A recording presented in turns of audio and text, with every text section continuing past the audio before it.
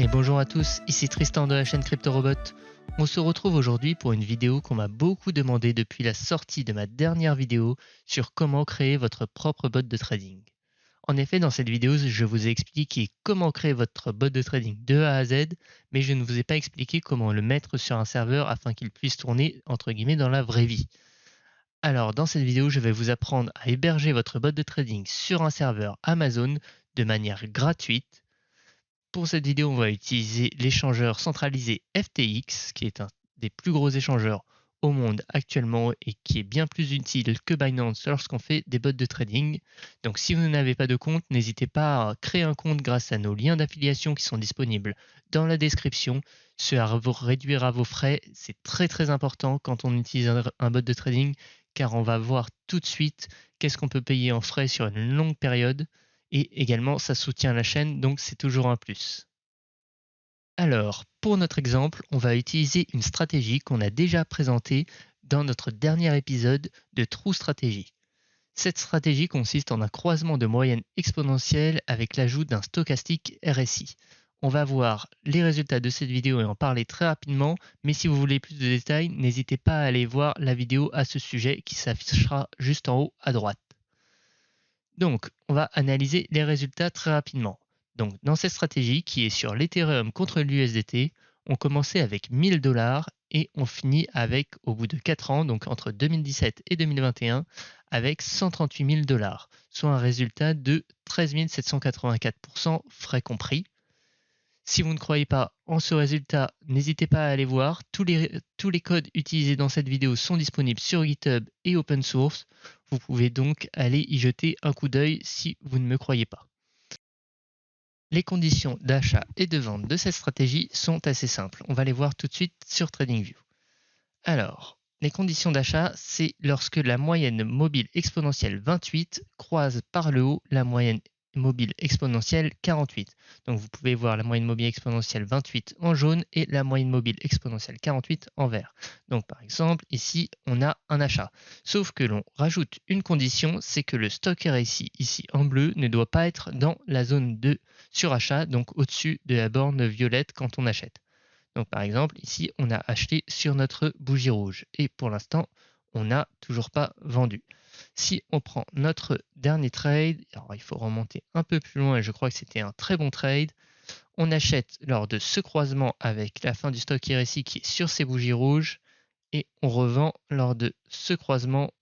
Hop, donc on va mesurer très rapidement et de manière approximative le gain de ce trade, mais on est aux alentours de 29%, donc on est aux alentours de 30%, ce qui est un très bon trade. Alors pour remettre en cause quand même, je vais vous montrer tous les résultats de backtest. En effet, une statistique qu'il faut prendre en compte, c'est qu'on fait sur ces 4 ans, on a fait 158 mauvais trades pour 90 bons trades. Vous allez me dire, mais il n'est pas très bon cet algorithme alors. Sauf que la grosse différence, c'est que les bons trades en moyenne sont à 11,55% et les mauvais trades sont en moyenne à moins 2,5%, ce qui n'est vraiment pas comparable. Vous avez aussi l'info du meilleur trade et sa date, l'info du pire trade et sa date, et le pire drawback qui est quelque chose à prendre en compte et de manière très importante dans les bots de trading, c'est le pire recul du portefeuille à un certain moment. Donc avec cette stratégie, notre portefeuille a reculé au maximum de 36% sur le passé, ce qui est vraiment très faible par rapport à l'Ethereum qui à des moments, je crois, a pris pratiquement moins 85% si on prend fin 2017, début 2018. Et enfin aussi, nos frais cumulés sont de 3 476 $. C'est pour ça que je vous parlais de faire toutes les techniques possibles dans vos moyens pour réduire vos frais. Car comme vous le voyez, avec un capital au début de 1000 $, même si on finit à 138 000 $, on a payé 3 476 $ de frais, alors que FTX déjà est une plateforme très peu chère en frais. Donc n'hésitez pas à prendre par exemple le lien de parrainage disponible dans la description. Cela vous réduira vos frais. Là, sur cet exemple, par exemple, vous auriez gagné à peu près autour de 200 $. Ce qui, pour moi, je ne cracherai pas dessus, pardon, en tout cas. Je vous fais une petite intervention rapide avant que le tuto ne démarre. Ce tuto risque d'être un peu compliqué à suivre, donc n'hésitez pas à faire des pauses sur la vidéo et à bien le suivre. Et également, regardez, je vais vous faire un document qui sera le premier lien dans la description qui va récapituler toutes les étapes pour que vous n'ayez pas à vous tromper. J'espère que ça vous suffira et que vous arriverez à suivre ce tutoriel qui, je l'espère, vous permettra de setup votre premier bot de trading. Allez, bon tuto! On va donc passer maintenant à ce qui vous intéresse, à comment installer ce bot de trading ou un autre. Alors pour ça, il va falloir se rendre sur Amazon AWS. Je mettrai tous les liens dans la description et vous faites créer un compte AWS. Attention, petit disclaimer, vous aurez besoin d'un numéro de carte bleue valide. Ce numéro est là pour s'il y a d'éventuelles facturations, mais lors de ce tuto, on va utiliser un serveur qui est gratuit lorsque vous vous inscrivez pendant 1 an. Donc ne vous inquiétez pas. Et après, si vous le souhaitez, vous pouvez même recréer un compte avec un nouveau numéro de carte, ça remarchera. Mais sinon, cela reste assez peu cher. Si je me souviens bien, je n'ai plus les frais en tête, mais c'est aux alentours de 10 € par mois. Ensuite, lorsque vous avez créé un compte, alors moi j'en ai déjà un, donc je ne vais pas le faire avec vous, mais je vous laisse faire ça tranquille et revenir à la vidéo après. Ensuite, vous allez dans Mon compte AWS Management.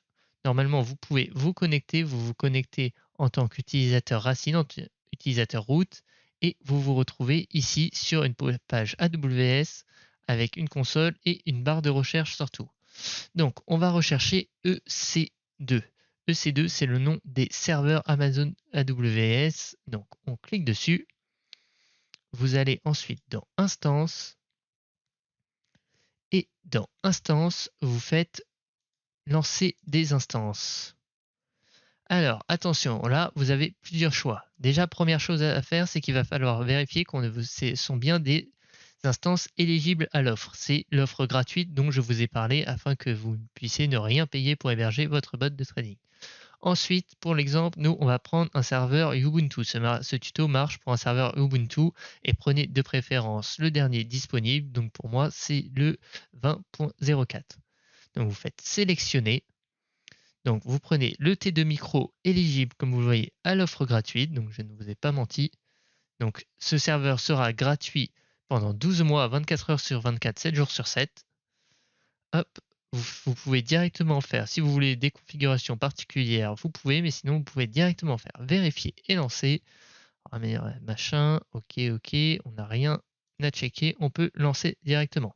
Vous pouvez maintenant créer une nouvelle paire de clés, donc vous sélectionnez créer une nouvelle paire de clés, on va l'appeler hop, myTest, je ne sais pas, télécharger une paire de clés, hop, donc pour moi, je vais la télécharger directement dans un dossier vide. Je vais par exemple prendre musique et vous voyez, vous téléchargez mytest.pem. Hop, donc ça se télécharge, voilà. Et maintenant, vous pouvez faire lancer des instances. Donc votre instance est en cours de lancement et on va les afficher. Donc vous voyez, j'ai cette instance qui vient de se créer qui est en attente. Donc, en attendant que cette instance soit lancée, ce que vous pouvez faire, c'est directement installer un petit logiciel qui va être nécessaire pour nous connecter simplement, si on est sur Windows, à notre serveur qui s'appelle PuTTY. Donc, vous tapez Download PuTTY, vous allez sur le premier site qu'on vous propose, si possible, le site de PuTTY directement. Vous pouvez faire Download PuTTY, hop, Download here, vous prenez le dernier pour Windows. 64 bits. Si vous êtes en 64 bits, vous le téléchargez, vous installez et ça, je vous laisse faire. Vous n'oubliez pas également d'installer PuTTyGen. Normalement, ça sera avec. Si vous laissez tout par défaut, vous aurez également PuTTyGen avec. Si vous êtes sur Mac ou sur Ubuntu, enfin sur Linux, je vous conseille de vous connecter par SSH. Je ne vais pas détailler la procédure dans cette vidéo, mais je vous laisse vous renseigner sur le sujet. Alors, est-ce que notre instance est lancée? Notre instance est en cours d'exécution. Après, maintenant que vous avez téléchargé PuTTY, vous avez également téléchargé, normalement, ça va avec, si vous tapez en recherche, vous avez également téléchargé PuTTyGen. Vous ouvrez PuTTyGen, ça va générer une clé pour notre PuTTY.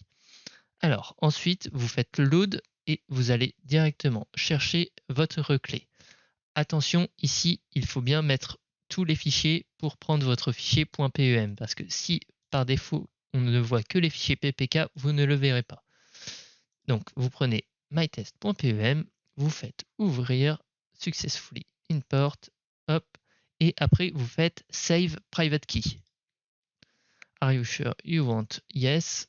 Vous pouvez l'enregistrer au même endroit, vous pouvez l'appeler pareil, test, test, voilà, peu importe. Et normalement, maintenant, vous avez un fichier, si je vais dans musique, qui s'appelle test.ppk.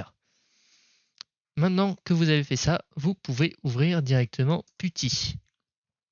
Alors, ici, vous avez une petite interface, comme vous le voyez, avec... Alors, attendez, je vais fermer le PutyKey, j'en ai plus besoin. Donc ici, vous avez une petite interface où il va vous demander un hostname. Alors, pour ce hostname, on va directement copier l'adresse DNS IPv4 public qui vous est proposée sur votre serveur que vous venez de lancer. Donc moi, c'est celui-ci. Je peux copier directement mon adresse. Hop. Alors, attention, très important, au début, vous pouvez rajouter Ubuntu, donc UBUNTU, et un arrobase. Ça va être en fait votre nom d'utilisateur qui va vous permettre de vous connecter à ce serveur. Ensuite, il va falloir renseigner la clé. Donc pour ça, dans le petit onglet à gauche, vous cliquez sur SSH et vous cliquez sur OS. Et là, vous voyez, il y a un petit endroit avec Private Key Field for Authentication. Et ici, vous faites Browse et vous allez directement chercher la clé que vous venez de générer en .ppk. Hop, donc voilà, celle-ci, vous faites Open. Là, vous faites oui. Et si tout marche bien, je devrais me connecter à mon serveur. Voilà, vous êtes maintenant sur votre serveur AWS et on va voir comment installer votre bot sur ce serveur qu'il puisse tourner en continu, même la nuit. Maintenant qu'on est sur notre serveur, je vais vous donner une liste de commandes à réaliser pour que votre serveur puisse être installé et bien configuré. Première chose à faire quand vous arrivez sur votre serveur, ça va être de faire la commande sudo apt-get espace update. Ça va tout simplement faire toutes les mises à jour sur le serveur pour que vous ayez tous les derniers logiciels, etc. et qu'au niveau sécurité, votre serveur soit bien configuré. C'est une commande que l'on commence en général à faire sur toutes les machines Ubuntu. Ensuite, maintenant que c'est fait, on va bien vérifier qu'on a le logiciel Python. Donc, vous pouvez faire Python 3 espace version. Pour ça, comme vous voyez, j'ai Python 3.8.5, c'est très bien. Donc maintenant, on va passer à l'installation de package. Donc pour installer un package, si vous avez suivi mes dernières vidéos sur installer un bot de trading, c'est pip install. On va commencer par installer Pandas. Et normalement, je devrais avoir une petite erreur. C'est normal. Donc comme vous le voyez, pip par défaut n'est pas installé. Donc on va l'installer grâce à la commande qui nous met directement. Attention, pour copier-coller dans un terminal Linux, il faut juste sélectionner pour copier. Vous voyez ici, je n'ai pas à faire de CTRL-C, juste en sélectionnant. Et pour coller, ce n'est pas CTRL-V, c'est clic droit. Hop, voilà. Donc, on va faire la petite commande qui vient de nous afficher. On est d'accord avec tout. On va le laisser installer. Elle fait sa petite installation tranquillement. Donc, normalement, tout ça est assez rapide. Et vous inquiétez pas, on va voir ça ensemble et on va voir comment l'installer pour faire tourner ce bot de trading qui, j'espère, pourra vous faire gagner de l'argent. Mais je vous rappelle que ce n'est vraiment pas un conseil en investissement et que si vous installez le bot que je vous ai proposé, vous êtes totalement indépendant. Moi, les résultats que je vous ai montrés lors du backtest sont des résultats sur le passé. Et les résultats sur le passé ne garantissent en rien des résultats sur le futur. Je vous le rappelle toujours. Alors, voilà, c'est fini. Pip s'est installé. Normalement, on peut faire pip-version pour voir si c'est bien installé. C'est très bien installé avec la version 20.0.2. On va maintenant installer Pandas qu'on avait essayé d'installer tout à l'heure. Donc Pandas, petit rappel, c'est un package qui va nous permettre de jouer avec des tableaux et des colonnes dans Python. Hop, alors on attend qu'il le fasse. Voilà, maintenant on va installer TA, qui est TA, c'est pour Technical Analysis. Ça va nous permettre de récupérer tout plein d'indicateurs comme les moyennes mobiles exponentielles. Alors, celui a été très rapide. On va installer FTX. Donc ça va nous permettre d'interagir simplement avec les API d'FTX. Et enfin, on va installer un petit package l'on va avoir besoin pour interagir également avec FTX. C'est CISO 8601. Donc pip install CISO 8601. C'est le dernier package, ne vous inquiétez pas. Maintenant qu'on a fait ça, toutes les installations de votre serveur sont faites et vous allez pouvoir directement lancer votre code dessus. Pour créer un fichier et directement l'éditer en Linux, c'est la commande nano.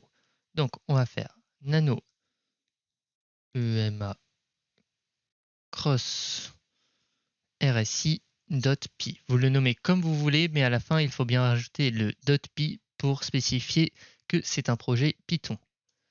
Donc vous voyez maintenant dans votre éditeur de code directement. Ici, vous pouvez copier tout le code que l'on a mis dans GitHub sur l'onglet True Strategy, crossema plus stockrsi1, hashtag 1.ftx. Donc ici, vous copiez le code, donc CTRL-C sur GitHub, mais ici, clic droit directement dans la console, et vous avez tout le code qui est marqué. Alors, attention, il va falloir faire une petite modification, c'est d'abord la compte name, donc pour moi, ça va bien rester YouTube Tester, et il va aussi falloir remplir vos API Key. Donc pour remplir vos API Key, je vous le rappelle, vous allez sur FTX, la petite roue rentrée paramètres, API, créer une nouvelle clé API pour votre sous-compte. Donc moi je suis sur le sous-compte YouTube Tester. Vous faites créer une nouvelle clé API. Donc on va copier. Hop. Alors sur la console, je vous le rappelle, on se déplace avec les flèches, pas avec la souris. Hop. Et pour copier, toujours pareil, clic droit. On va ensuite copier la deuxième. Hop, on va se déplacer au bon endroit. Hop, et normalement, tout mon script est fini. Alors, je vais juste rajouter à la fin, je ne sais plus si on l'avait fait. Non, je vais rajouter un petit détail à la fin. On va afficher lorsque l'on ne fait pas d'ordre. No opportunity, par exemple. Attendez, on va mettre. On va faire 2-3 petites modifications. Je les ferai directement sur le GitHub. Comme ça, vous n'aurez pas à le faire pour vous. Else, 2 points. Hop, hop. Voilà. Normalement, si je ne me suis pas trompé, tout devrait bien aller comme ça. Et maintenant, vous pouvez essayer de lancer votre code directement sur le GitHub.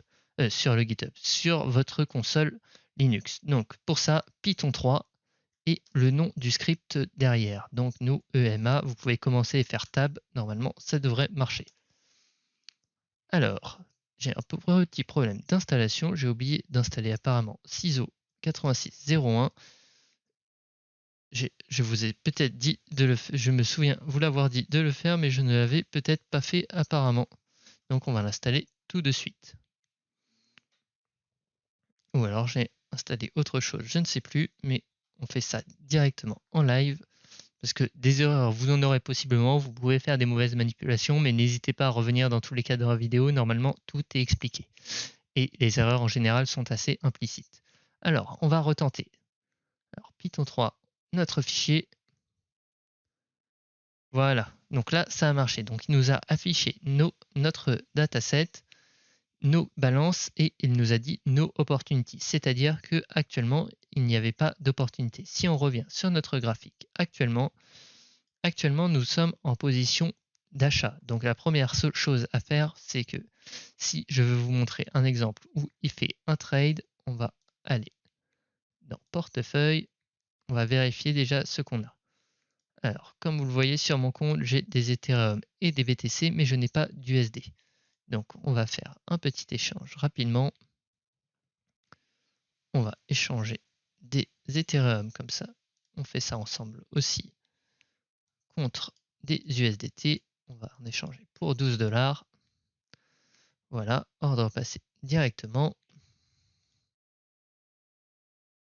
Et maintenant, on va le refaire. Normalement, il devrait toujours nous afficher nos opportunities. Par contre, normalement, il devrait nous afficher un solde d'USDT. Voilà, comme vous le voyez ici, le premier chiffre, c'est le prix. Le deuxième, c'est votre solde d'USDT. Le troisième, c'est votre solde de TH. Donc là, on a bien 12,7 USDT. Et là, juste pour que je vous montre pourquoi il ne fait pas l'échange, car nous sommes bien en position de la moyenne mobile courte, donc la moyenne exponentielle 28 est au-dessus de la 48, mais le stock RSI est en position de surachat, est au-dessus de 0,8, donc cela ne marche pas.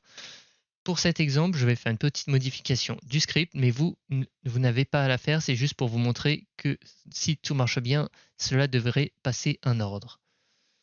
Donc, on va faire une petite modification dans notre condition d'achat. Dans notre condition d'achat, normalement, on disait qu'on achetait que si le stochastique RSI était en dessous, comme vous le voyez, de 0,8. Dans cet exemple, là, du coup, pour faire un test, on va mettre 1. C'est-à-dire que le stochastique est toujours en dessous de 1, donc on n'a plus cette condition. Et là, si on le retente, il devrait nous afficher notre trade. Voilà, comme vous voyez, il vient d'afficher notre trade. Si on va sur FTX, on devrait le voir, un ordre d'achat. Hop, tuc, tuc, tuc, tuc, tuc. Alors, historique des ordres, ordre acheté à 21h38, comme vous voyez, donc cela a bien marché. Vous avez maintenant presque fini. Pour finir, il va falloir dire à votre serveur d'exécuter votre code toutes les heures. Pour cela, on va éditer un fichier qu'on appelle le cron. Le cron, c'est un fichier qui va nous permettre de lancer ou d'exécuter des commandes tous les X temps, donc toutes les minutes, toutes les heures, quelque chose comme ça. Donc pour ça, vous faites cron tab tout attaché espace -e et ensuite vous faites entrer. Si c'est la première fois que vous le faites, il va vous proposer quel éditeur vous voulez utiliser. Prenez celui qu'on vous propose en tapant 1, je pense. Donc ensuite, vous vous retrouvez normalement dans un fichier comme ceci, avec plein de dièses. Les dièses, c'est pour commenter, donc vous pouvez aller tout en bas de votre fichier, là où il n'y a pas de dièse. Et pour ça, on va maintenant regarder comment générer un cron. Donc un cron, c'est une petite ligne qui va dire à tous les combien de temps vous voulez exécuter votre code. Donc pour ce faire, vous pouvez aller sur un site qui va vous générer des crons. Donc comme ici, par exemple, si on veut lancer le code toutes les minutes, il faudra mettre au début de votre ligne 5 étoiles. Si vous voulez l'exécuter toutes les heures, donc en fait toutes les minutes 0, on met 0 à la première valeur. Ensuite, vous pouvez directement copier ceci, aller dans votre petit, copier ça, et ensuite vous mettez la commande que vous voulez exécuter. Si vous avez bien suivi, il va falloir juste exécuter votre fichier. Donc pour ça, je vous rappelle, la commande c'est Python 3 et le nom de votre fichier. Alors je ne me souviens plus, donc on va aller vérifier ça directement, mais je crois que c'est UMA Cross RSI, j'ai un doute, mais donc on va taper ça. Ensuite, vous faites CTRL S pour sauvegarder et vous pouvez quitter. On va vérifier le nom de notre fichier. C'est EMA Cross RSI, c'était bien ça, sauf qu'il n'y a aucune majuscule. Donc on va aller le rééditer, ce fichier.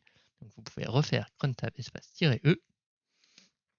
Vous descendez et on va modifier les petites bêtises qu'on a faites. Cross RSI. CTRL S pour sauvegarder, CTRL X pour quitter et vous avez fini. Vous n'allez pas le voir directement, mais en fait maintenant votre code va exécuter toutes les heures votre fichier et ça va donc par conséquent réaliser les trades. Vous pouvez maintenant tout simplement quitter votre console. Are you sure you want to exit? Vous pouvez faire yes.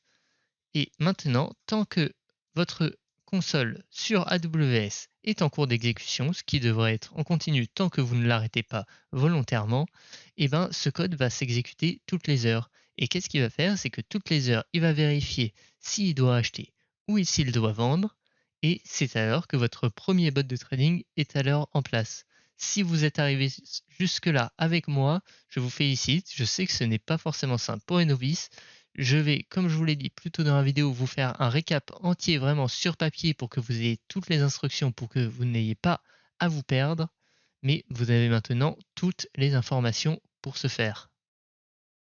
Et c'est la fin de cette vidéo tutoriel. J'espère qu'elle vous aura plu. J'espère que vous aurez réussi à setup votre premier bot de trading. Si ce n'est pas le cas, posez vos questions dans les commentaires. Et si vous avez des problèmes, n'hésitez pas à rejoindre le Discord de la communauté. Nous vous ferons un plaisir de vous aider pour setup votre premier bot de trading si vous n'avez n'importe quelle erreur, ce qui est normal vu la difficulté de ce tutoriel quand même si j'espère vous avoir accompagné au mieux. Enfin, petit rappel, cette vidéo n'est vraiment pas un conseil en investissement. Je ne garantis en rien des performances sur le futur de ce bot, donc c'est à vos risques et périls. Le but est surtout de vous apprendre à faire tourner un bot sur un serveur. Enfin, si vous voulez nous soutenir, n'oubliez pas d'utiliser les liens d'affiliation lorsque vous inscrivez à différentes plateformes comme FTX, mais ça peut être aussi Binance, KuCoin ou plein d'autres. Cela soutient énormément la chaîne en plus de réduire vos frais. J'espère que la vidéo vous aura plu. C'était Tristan de CryptoRobot. Allez, ciao!